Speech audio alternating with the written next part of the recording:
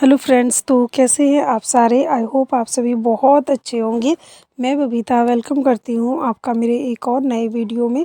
तो अभी मैं ये सूट सिल रही हूँ और आज मैं आपको बताऊंगी कि अगर आप घर पे सिलाई करते हैं, आपका होम बुटीक है या फिर बुटीक है, और अगर आपका काम नहीं चलता है तो आप अपने काम को कैसे चला सकते हैं, कैसे आप अपने काम में स्पीड ला सकते हैं।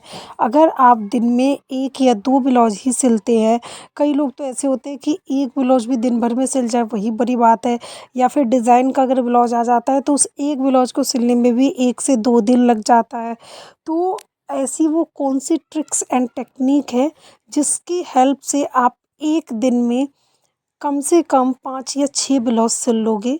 क्योंकि अगर आप 1 या 2 ही सिल पाते हो या फिर 1 सिल पाते हो, तो कुछ टेक्निक्स को अगर आप फॉलो करते हो तो आप 1 दिन में 5 से 6 ब्लाउज सिल सकते हो।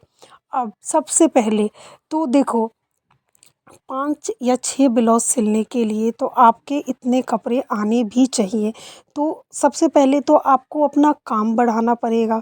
तो काम बढ़ाने के लिए आपको क्या करना है कि मैंने पहले भी कई बार बताया है कि देखो, काम बढ़ाने के लिए आप अपना व्यवहार अच्छा रखें, आप अपने बोर्ड वगैरह में इन्वेस्ट करें, आप अपना जो भी काम करते हो वो अच्छे से करके दें, कस्टमर को टाइम पे काम दें, टाइम पे काम करके दें। कभी कुछ ऐसा होता है कि ढीला या कुछ टाइट होता है तो आप उनको दोबारा से करके दें। तो ये सारी वो टेक्निक है, ये सारे वो ट्रिक है जिनके तरीके से आप काम अपना बढ़ा सकते हैं। क्योंकि जब काम ही नहीं बढ़ेगा, आपके पास काम होगा ही नहीं, तो आप सिलेंगे कैसे। अब बात आई कि अगर आपके पास काम है तो आप 1 दिन में 5 या 6 ब्लाउज कैसे निकाल सकते हैं। आप कह रहे हैं 5 या 6 ब्लाउज, मैंने तो आपको बताऊं कि 1 दिन में मेरा रिकॉर्ड है, मैंने अपने हाथ से 8 ब्लाउज सिले हैं। करवा चौथ के टाइम पे मैंने 8-8 ब्लाउज 1 दिन में सिला है। आप कहेंगे इम्पॉसिबल है, लेकिन हाँ, मैंने खुद सिला है। तो मैं कह सकती हूँ कि मैंने अकेले सिला है। ये भी नहीं कि मतलब मैंने स्टाफ से सिलवाया हो या फिर मैंने रखी हो। हाँ, ये है कि मैं बस सिला है मैंने। और तुरपाई के लिए तो मेरी हमेशा से ही तुरपाई वाली दीदी रहती हैं। जब मेरी मथुरा में अपना बुटीक था तब भी और यहाँ पे भी। तो तुरपाई के लिए तो मैं तुरपाई, फॉल के लिए तो मैं हमेशा ही किसी न किसी को रखती हूँ। तो तुरपाई मैं नहीं करती हूँ। हाँ, मैंने सिलाई 8 ब्लाउज की 1 दिन में करी है, ये मेरा रिकॉर्ड है अब तक का। 1 दिन में मैंने 8 ब्लाउज सिले हैं करवा चौथ के टाइम पे। तो अगर आप भी अगर अपना काम अच्छा रखते हैं तो इतना काम आप भी कर सकते हैं, ये कोई बड़ी बात नहीं है। अगर देखो, बड़े बड़े बुटीक में ना इससे भी ज़्यादा 1-1 दिन में 10-10 ब्लाउज भी लोग सिलते हैं। वो स्टाफ रखते हैं, उनका काम ज़्यादा आता है तो उस हिसाब से। लेकिन आप जैसे होम बुटीक चला रहे हो या बुटीक चला रहे हो, तो आप पहले तो अपना काम बढ़ाओ। और जब आपका काम बढ़ेगा तो उस काम को आप कैसे मैनेज करो, ये आज मैं आपको बताऊंगी। तो सबसे पहले, जब भी आपको अगले दिन जो भी कुछ सिलना हो, तो आप ना कोशिश करो कि शाम के टाइम ना उसका कटिंग करके जाओ। अगर मान लो आपका बुटीक है तो आप पहले, जैसे शाम के टाइम क्या होते हैं, कस्टमर ना कम आते हैं। जैसे मैं गांव का बताऊं तो गांव में आप क्या कर सकते हो, देखो गांव की ना अलग कहानी होती है। मैं आपको बताऊं, क्योंकि मेरा मथुरा में था पहले बुटीक। तो वहाँ पे क्या था कि मैं 6 बजे अपनी दुकान बढ़ा देती थी, क्योंकि गाँव में ना शाम के बाद कोई भी दुकान नहीं खुलती है। और उस एरिया में ना सभी दुकान बंद हो जाती थी, जितना भी था पार्लर का या बुटीक था बंद हो जाता था, तो मैं भी बंद कर देती थी।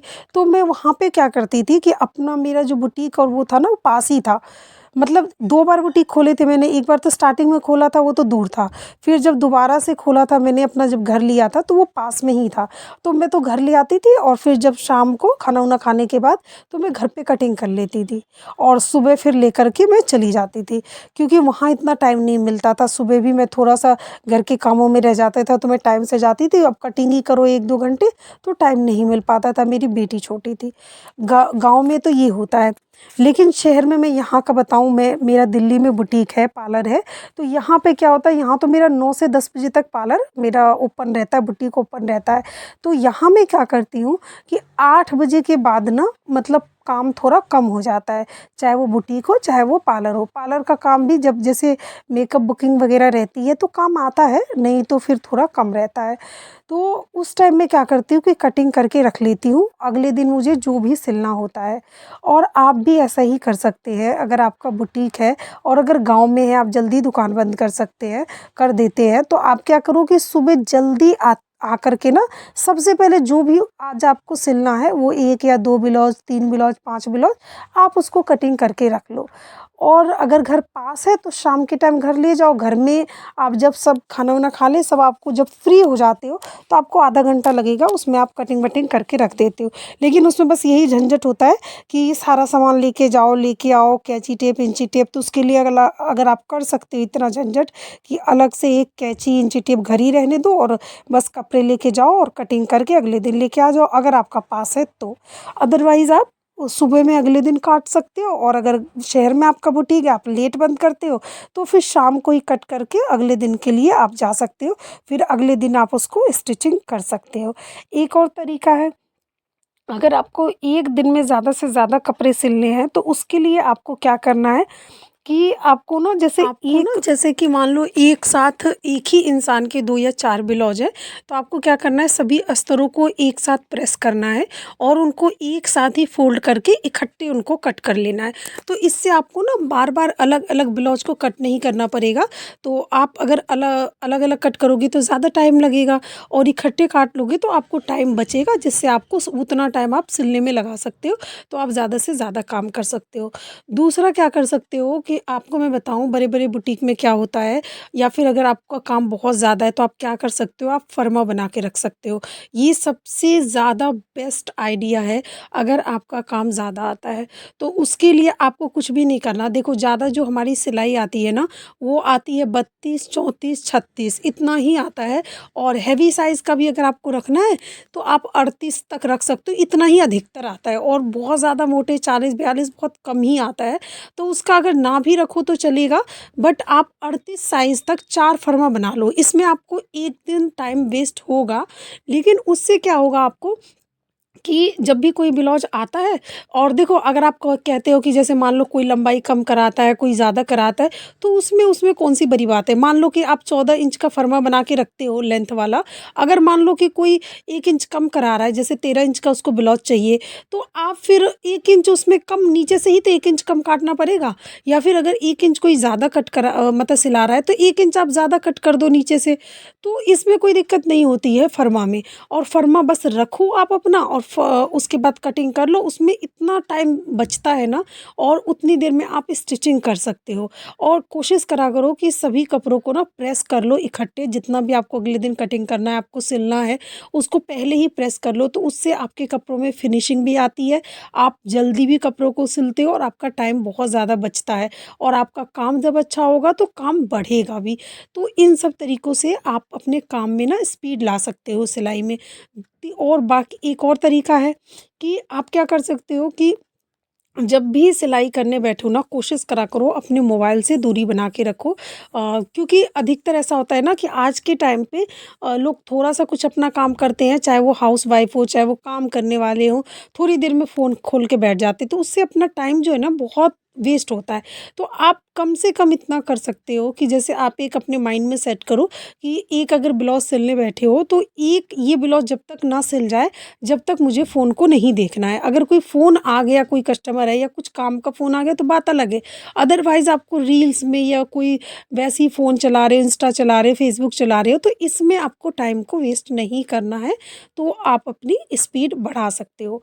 और एक आप क्या कर सकते हो कि जैसे बुकरम पे जब भी हमें गले वगैरह बनाने होते हैं, तो जब आप कटिंग करते हो ना, जिन-जिन पे जो-जो भी डिज़ाइन डिसाइड करना है, तो उसी हिसाब से आप उसी टाइम इकट्ठे गले काट करके गले बुकरम पे रख सकते हो। तो इससे जो आपका टाइम है ना और ज़्यादा बचेगा बाद में कटिंग करते टाइम।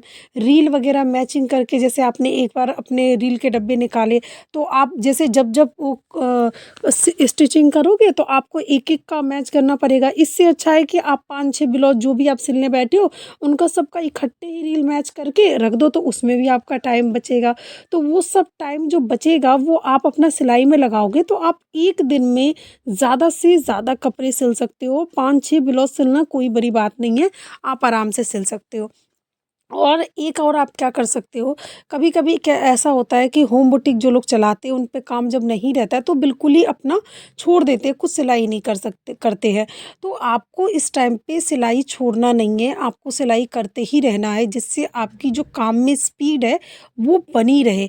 आपको कुछ ना कुछ सिलिए, नहीं कुछ है तो ब जैसे पुराने कपड़े हो गए या फिर कभी कुछ कपड़े बच भी जाते हैं, तो इन सब से कोई बैग ही बना लीजिए, जो आपके काम भी आएगा और आपकी काम में स्पीड भी बनी रहेगी। कभी कोई यूट्यूब से डिज़ाइन वगैरह देख कर के भी ट्राई कर सकते हैं। तो इस तरीके से आप अपने काम में स्पीड ला सकते हैं और आप एक दिन में 5-6 ब्लाउज़ आराम से सिल सकते हो। इसमें कोई बड़ी बात नहीं है। आप आराम से 5-6 ब्लाउज़ सिल सकते हो और मशीन में आप ना कोशिश करा करो कि ऑयल वगैरह रेगुलर डालो, जिससे मशीन ना अच्छी चलती है। और अगर धागा वगैरह बार-बार नहीं टूटता है, तो उसमें भी हमारा टाइम वेस्ट नहीं होता है और जब टाइम वेस्ट नहीं होगा, तो हम टाइम को अपने काम में लगाएँगे, जिससे हम अपना काम ज़्यादा से ज़्यादा कर सकते हैं। तो इस तरीके से अगर आप अपना काम करते हो, तो आप एक दिन में 5-6 ब्लाउज़ आराम से सिल सकते हो।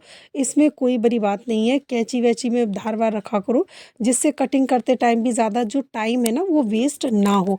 तो आज मैंने आपको बहुत सारी ऐसी टिप्स बता दिया है, जिससे आप अपने काम में स्पीड ला सकते हो। आप अपना काम कैसे, अगर काम कम चल रहा है तो कैसे चला सकते हो, आपका काम इससे और ज़्यादा चलेगा। तो यही सारी वो ट्रिक है जो मैं अपनी भी दुकान में, अपने बुटीक में फ़ॉलो करती हूँ। अगर आप भी ये सारी ट्रिक अपनाते हो, तो आपका जो बुटीक है ना, वो 2025 में ना मतलब चलेगा ही नहीं, दौड़ेगा। और इस तरीके से अगर आप काम करते हो, चाहे आपका होम बुटीक हो, चाहे आपका बुटीक हो, और अपने काम में हमेशा यूनिकपन लाइए, अपने काम में हमेशा मतलब आजकल फ़ैशन का दौर है, तो नए-नए डिज़ाइन्स ट्राई करिए, ताकि आप उन नए-नए डिज़ाइन से आपके कस्टमर ना आपकी तरफ अट्रैक्ट हो और कपड़े को अच्छे से अच्छा फिनिशिंग के साथ बना के दीजिए, जिससे आपका काम बढ़ेगा, दिन पे दिन बढ़ेगा, तो आप अपना अच्छा अर्निंग कर सकोगे। तो फ्रेंड्स, ये थी मेरी बुटीक की आपको सारी टिप्स जो मैं ट्राई करती हूँ। तो आई होप आज की वीडियो आपको अच्छी लगी होगी। ओके, बाय बाय, मिलते हैं नेक्स्ट वी